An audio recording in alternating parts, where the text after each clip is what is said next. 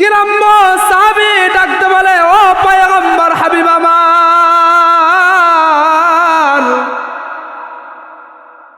আমি তো মূর্খ মানুষ, একবার আপনি পড়েছেন আমি বুঝতে পারি নাই, আমার খেয়াল নাই, আমি মনে রাখতে পারতেছি না, আর একবার একটু বলেন। আল্লাহর নবী আবার বললেন, কুল হুয়াল্লাহু আহাদ। সূরার নাম সূরাতুল ইখলাস। কুল হু সূরা বলে আমরা গ্রামের মানুষ জানি। কুল হু সূরা জানেন? আল্লাহর নবী ওই গ্রাম্য সাহাবীকে বলতেছে, এই মাত্র আমার সামনে আল্লাহ পাক রব্বুল আলামিনের সবথেকে পাওয়ারফুল এবং আল্লাহর পরিচয় যে সূরার ভিতরে আল্লাহ বর্ণনা করেছেন, সূরাতুল ইখলাস কিছুক্ষণ পূর্বে আমার প্রতি অবতীর্ণ হয়েছে। হে সাহাবী, আমি তোমাকে এই সূরাটাই শিক্ষা দেই। আল্লাহর নবী বললেন, কুল হুয়াল্লাহু আহাদ। আমার সাথে জবান খুলে সবাই একবার বলেন তো দেখি, কুল হুয়াল্লাহু আহাদ, আল্লাহুস সামাদ, লাম ইয়ালিদ ওয়া লাম ইউলাদ ওয়া লাম ইয়াকুল লাহু কুফুয়ান আহাদ। এইভাবে আল্লাহর নবী একবার সূরাতুল ইখলাস তিলাওয়াত করলেন। গ্রাম্য সাহাবী ডাকতে বলে, ও পয়গম্বর হাবিব আমার, আমি তো মূর্খ মানুষ, একবার আপনি পড়েছেন আমি বুঝতে পারি নাই, আমার খেয়াল নাই, আমি মনে রাখতে পারতেছি না, আর একবার একটু বলেন।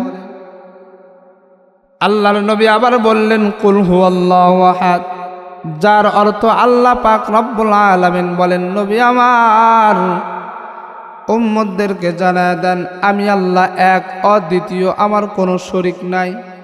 বলেন তো দেখি, আল্লাহর ইল্লা আছে নাকি? জোরে বলেন।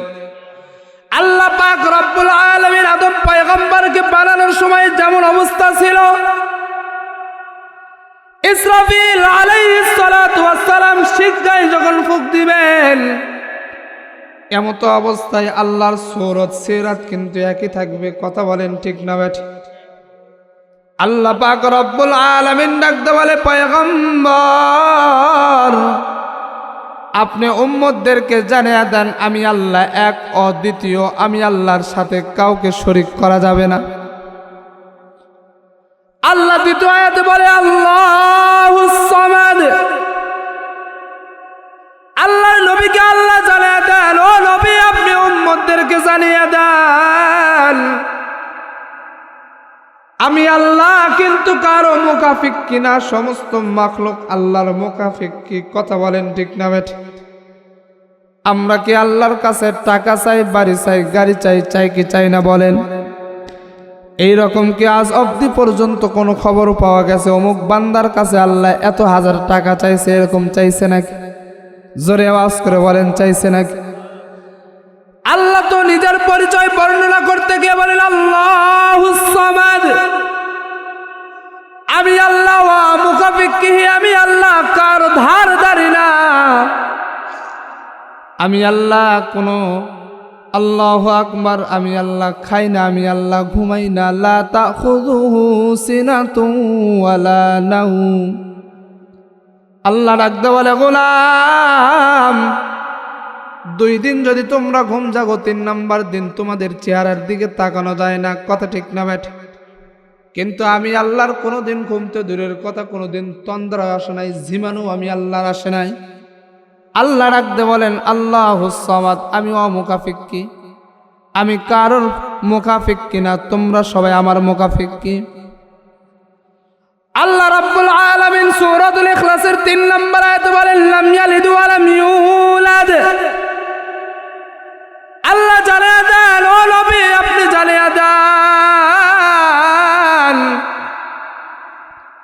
আমি আল্লাহর ছেলে নাই, মেয়ে নাই, স্ত্রী নাই, পুত্র নাই, আমি আল্লাহ কারো পেট থেকেও জন্ম নেই নাই, কেউ আমারও পেট থেকেও জন্ম দেয় নাই। আল্লাহ পাক রব্বুল আলামিন আয়াতের শেষ অংশে বলেন, ওয়ালাম ইয়াকুল লাহু কুফুয়ান আহাদ। এইভাবে আল্লাহ পাক রব্বুল আলামিন গ্রাম্য সাহাবীর সামনে তিলাওয়াত করতেছেন। দুইবার তিলাওয়াত করার পরে গ্রাম্য সাহাবী ডাকতে বলে, পয়গম্বর, আমি মূর্খ মানুষ, আমার তো মনে আসতেছে না, খেয়াল হইতেছে না, আরেকবার একটু বলে। আল্লাহর নবী আবার তাকে শেখানোর জন্য আবার বললেন, কুল হুয়াল্লাহু আহাদ আল্লাহুস সামাদ লাম ইয়ালিদ ওয়া লাম ইউলাদ ওয়া লাম ইয়াকুল লাহু কুফুয়ান আহাদ। কয়েকবার বলার পরে গ্রাম্য সাহাবী এখন ডাকতে বলে, পয়গম্বর,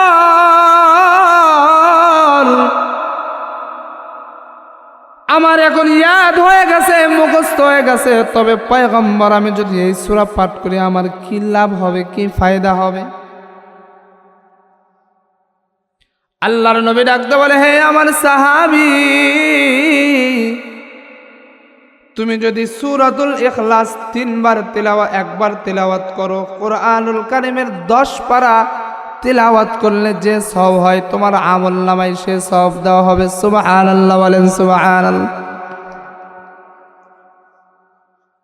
গ্রাম্য সাহাবী এখন ডাকতে বলে, পয়গম্বর, আমি যদি 2 বার পড়ি তাহলে আমার কি হবে?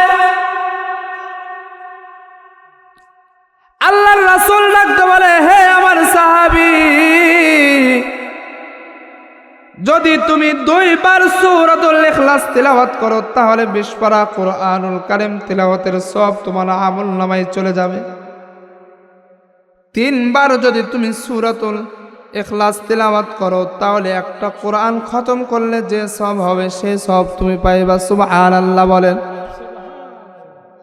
সাহাবী তো সাদাসিধে গ্রাম্য একজন সাহাবী, মালিকের পরিচয় পাইতে গিয়ে খুশিতে আত্মহারা হয়ে ডাকতে বলে, পয়গম্বর, আমি যদি 6 বার তেলাওয়াত করি তাহলে আমার কি হবে? আল্লাহর রাসূল তার আনন্দিত চেহারা দেখে ডাকতে বলতেছে, যদি তুমি 6 বার পড়ো 2 খতম কোরআনের সওয়াব পাইবা। আল্লাহু আকবার, জোরে করে বলেন আল্লাহু আকবার। গ্রাম্য সাহাবী আনন্দিত হয়ে ডাকতে বলে, পয়গম্বর, আমি যদি 9 বার তিলাওয়াত করি তাহলে আমার আমলনামার অবস্থা কি হবে? আল্লাহর নবী ডাকতে বলে, সাহাবী, যদি তুমি 9 বার পড়ো তাহলে 3টা খতম কোরআনুল কারীমের সওয়াব তুমি পাইবা। সাহাবী ডাকতে বলে, পয়গম্বর, আমি যদি 10 বার পড়ি তাহলে কি হবে? আল্লাহর রাসূল সাল্লাল্লাহু আলাইহি সাল্লাম বলেন, 10 বার লাগাতার যদি তুমি পড়তে পারো তাহলে তোমার জন্য আল্লাহু আকবার, আল্লাহ পাক রব্বুল আলামিন জান্নাতের ভিতরে একটা বালাখানা তৈরি করে দিবে। জোরে বলেন সুবহানাল্লাহ।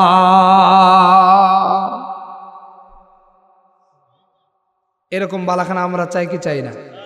জোরে বলেন, চাই কি চাই না? সূরাতুল ইখলাস 1 মিনিটে কমপক্ষে 5 বার তেলাওয়াত করা যাবে। কথা ঠিক বললাম না? ঠিক বললাম। গ্রাম্য সাহাবী আল্লাহর পরিচয় পাওয়ার পরে তার অন্তরের ভিতরে খুশিতে মাতোয়ারা। সে আল্লাহর পরিচয় পাওয়ার পরে ডাকতে বলতেছে, নি'মাতাল্লাহুনা নি'মাতাল্লাহুনাকা নি'মাতাল্লাহুনা নি'মাতাল্লাহুনাকা।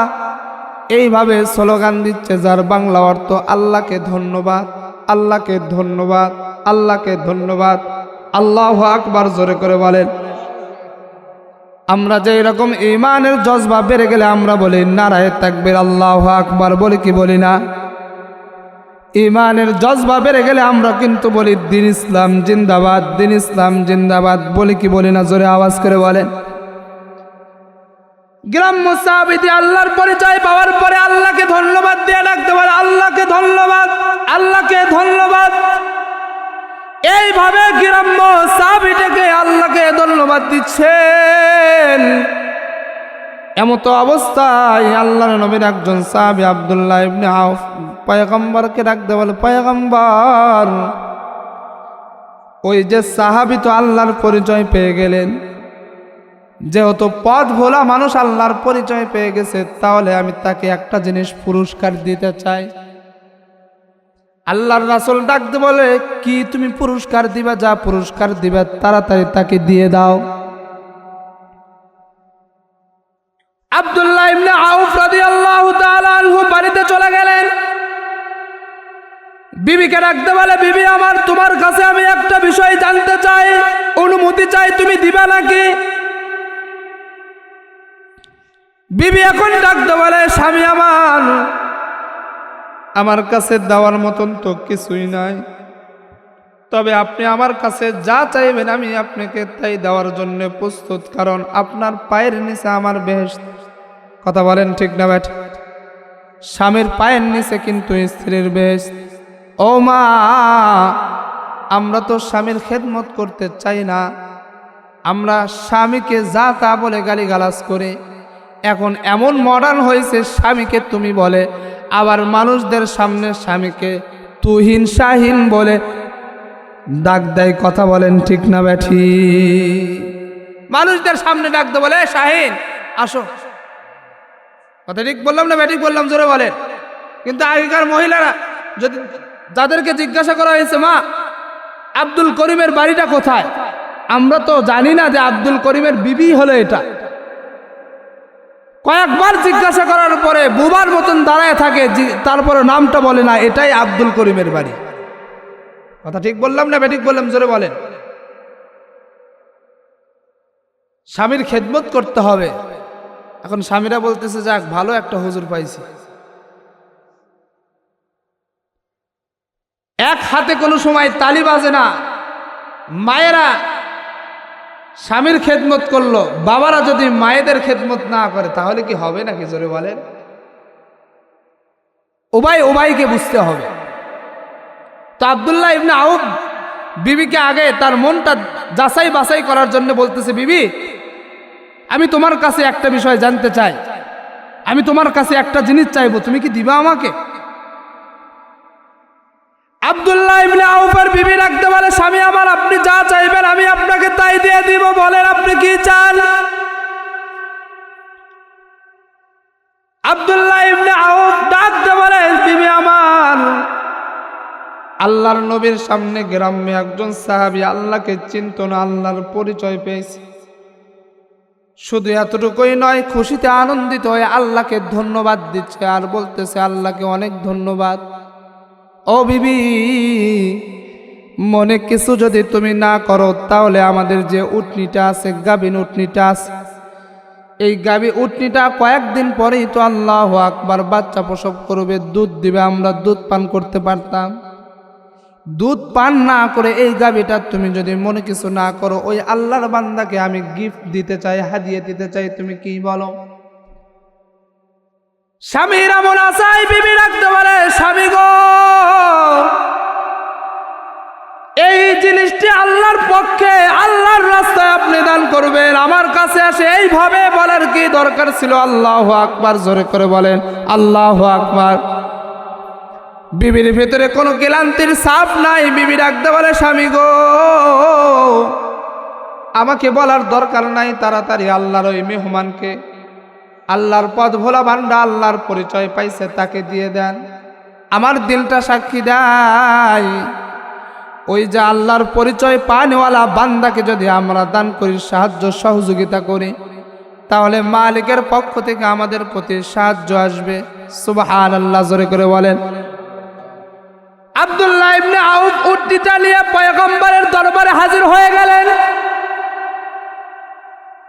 উটনির রশিটা পয়গম্বরের হাত মোবারকের ভিতরে রাখতে বলে, পয়গম্বর, আমি এই উটনিটি ওই আল্লাহওয়ালা বান্দাকে দেওয়ার জন্য যতটুকু খুশি হয়েছি, তার থেকে বেশি খুশি আমার বিবি হয়ে গেছে। সুবহানাল্লাহ, জোরে করে বলেন।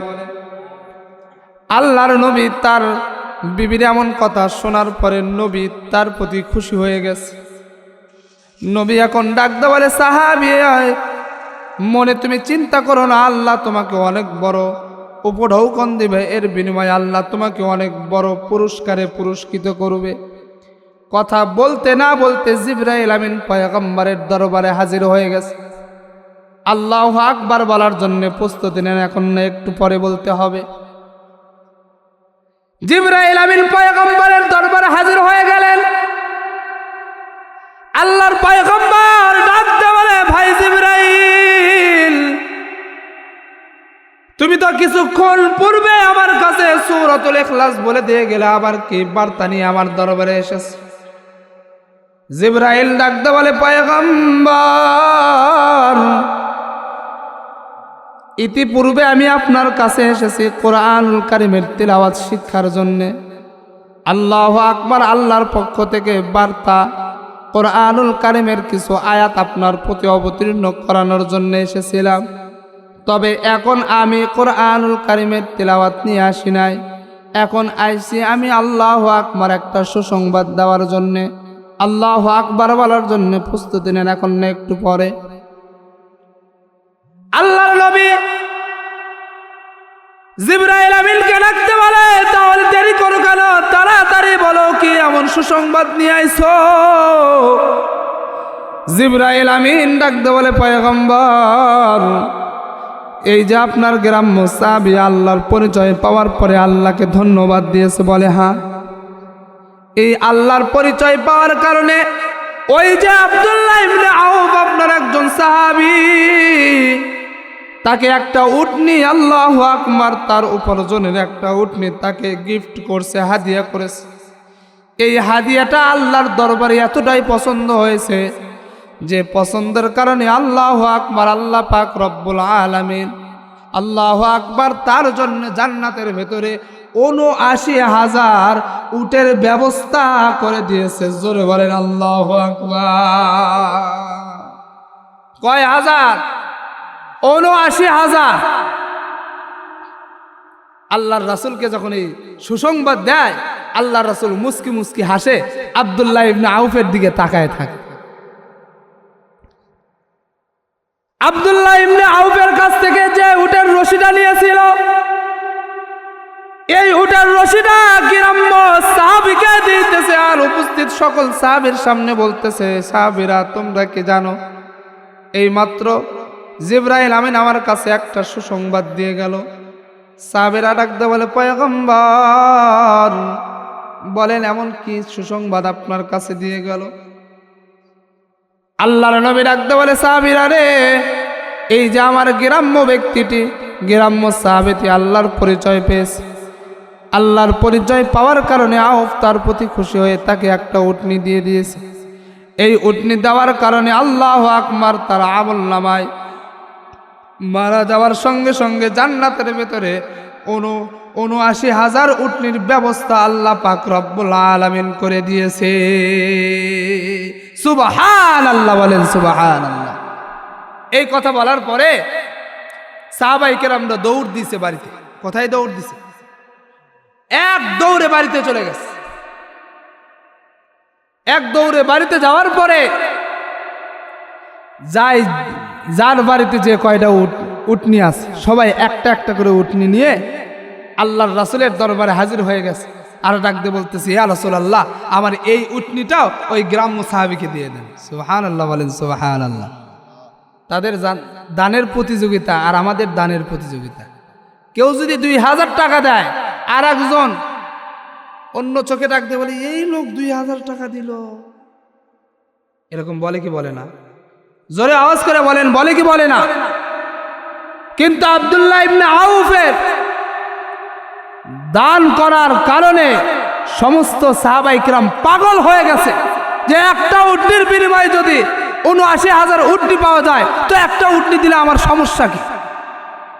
কথা ঠিক না?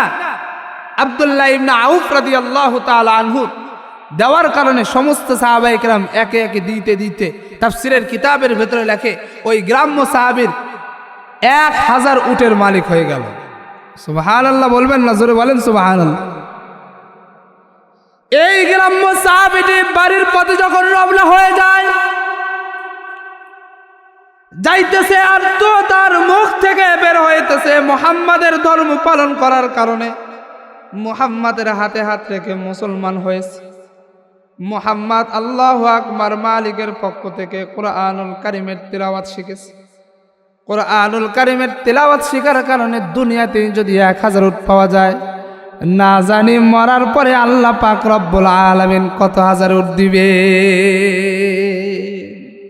এই কথা বলতেছে আর যাইতেছে। এই কথা বলতেছে আর তার বাড়ির দিকে রওনা হয়ে গেছে। বিবি এখন ডাকতে বলে, স্বামী এত উট কোথায় পাইলা? বলে, তুমি জানো না আমি এত উট পাইলাম আল্লাহর রাসূলের দরবারে যাওয়ার পরে আল্লাহর পরিচয় পেয়ে গেছে। আল্লাহর দরবারে তো কোনো কিছুর অভাব নাই, কথা বলেন ঠিক না বেঠিক? আল্লাহর পরিচয় যদি কেউ পায়, কোরআনকে যদি বুকে ধারণ করে, কোরআনুল কারীমের যদি তিলাওয়াত করে, ওই বান্দার সম্মান কমবে না বাড়বে? জোরে আওয়াজ করে বলেন। অবশ্যই বাড়বে, কথা বলেন ঠিক না বেঠিক? আল্লাহ বলেন, ইন্নাহু লাকুরআনুন কারীম, নিশ্চয় এই কোরআনটা একটা সম্মানিত একটি কিতাব। সম্মানিত কিতাব যদি কোনো বান্দা এর সাথে সম্পর্ক লাগায়, ওই বান্দাটাও মালিকের আদালতে সম্মানিত হয়ে যায়। সুবহানাল্লাহ বলে। আমরা আল্লাহর আদালতে সম্মানিত হতে চাই না? কে কে হতে চাই? দুই হাত তুলে দেখান তো দেখি। লিল্লাহে তাকবীর, লিল্লাহে তাকবীর। আল কোরআনের আলো, আল হাদিসের আলো, লিল্লাহে তাকবীর। যদি আল্লাহর পরিচয় পাইতে চায়, আল্লাহর বানানো জান্নাতের মেহমান হইতে চায়, কোরআনুল কারীমের তিলাওয়াত আমাদের শেখা লাগবে কি লাগবে না? বলেন, হুজুর এতক্ষণ তো ভারী ওয়াজ করতেছিলেন, কোরআনুল কারীমের তিলাওয়াত শেখার কথা বললেন, তো কোনোদিন তো বারান্দাও যায় নাই মাদ্রাসা। কোরআনুল কারীমের তিলাওয়াত আমরা অনেকেই জানি না, কথা বলেন ঠিক না বেঠিক? আফসোস, আল্লাহর রাসূল বলেন, খায়রুকুম মান তাআল্লামাল কুরআনা ওয়া আল্লামা। পৃথিবীর ভিতরে দুইটা শ্রেণীর মানুষকে আল্লাহ সব থেকে দামি বানাইছেন। একটা হলো কোরআন যারা শিখবে, অপরজন যারা কোরআন শিক্ষা দিবে। বলেন তো দেখি, আমি আপনাদের কাছে জবাব চাই, সমাজের ভিতরে এই দুই শ্রেণীর মানুষকে সম্মানের চোখে দেখে নাকি নিম্নমানের চোখে দেখে? নিম্নমানের চোখে দেখে। হ্যাঁ, হুজুর হয়েছে, মাদ্রাসাত পড়ায় কি হবে? মাদ্রাসাত পড়ায় অন্যের বাড়ি কাজ করে খাবে, অন্যের থেকে চা খাবে। কথা ঠিক না ঠিক? জোরে বলেন। আফসোস, কোরআনুল কারীমের তিলাওয়াত শিখলে যে কতটুকু লাভ, এটা তো আমরা বুঝি না। কপালটা বুঝি আমাদের পুড়ে গেছে। সন্তানদেরকে আমরা অনেক বড় শিক্ষায় শিক্ষিত বানাই, কিন্তু আমি মারা যাওয়ার পরে ভাড়াটিয়া হুজুর নিয়ে এসে বাবার জানাজা করে। কথা ঠিক না বেঠিক? জোরে আওয়াজ করে বলবেন, কথা ঠিক না বেঠিক? কোরআন শেখাও ছেলে মেয়েদের, ওহে মুসলমান, জান কবসের সময় তোমার হইবে রে আসান। কোরআন শেখাও ছেলে মেয়েদের, ওহে মুসলমান, জান কবসের সময় তোমার হইবে রে আসান। কথা ঠিক না বেঠিক? জোরে আওয়াজ করে বলেন, কথা ঠিক না বেঠিক?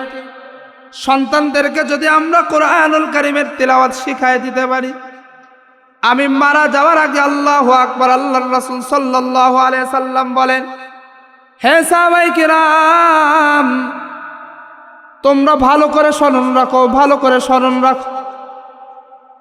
তোমাদের ভিতরে কেউ যদি মৃত্যু শয্যায় শায়িত হয়, তার সামনে যদি, তার শিউরে যদি বসে কেউ যদি সূরাতুল ইয়াসিনের তিলাওয়াত করে, ওই সূরাতুল ইয়াসিনের সম্মানের কারণে আল্লাহ পাক রব্বুল আলামিন তার মৃত্যুটা সহজ করে দেয়। সুবহানাল্লাহ। কোরআনুল কারীমের তিলাওয়াত শিক্ষা আমাদের দরকার আছে না নাই? সম্মানিত হাজিরিন, এই কোরআন আমরা শিখতে চাই না। কোরআন যারা শিখবে, এই সন্তানদেরকে আমরা স্কুল মিডিয়ামে পড়াই, কেজি শ্রেণী পড়াই, পেলে পড়াই, নার্সারি পড়াই, কেজি পড়াই, 1 পড়াই, 2 পড়াই। বলেন তো দেখি, ক্লাস 1 2 ওই যে ছোট্ট ছাত্রকে দিয়ে, ওই ছোট্ট ছেলেকে দিয়ে আমার কি কোনো বড় কোনো উপকারে আসবে? জোরে বলেন, কোনো উপকারে আসবে? বড় কোনো উপকারে আসবে না। ওই সন্তানকে দিয়ে বড় উপকার ওই সময় আসবে, সন্তানকে 17 বছর 18 বছর পড়াশোনা করার পরে একটা চাকরি পাবে, সেই টাকা দিবে, সেই টাকা দিয়ে বাবার উপকারে আসবে। কথা ঠিক না বেঠিক? জোরে বলেন।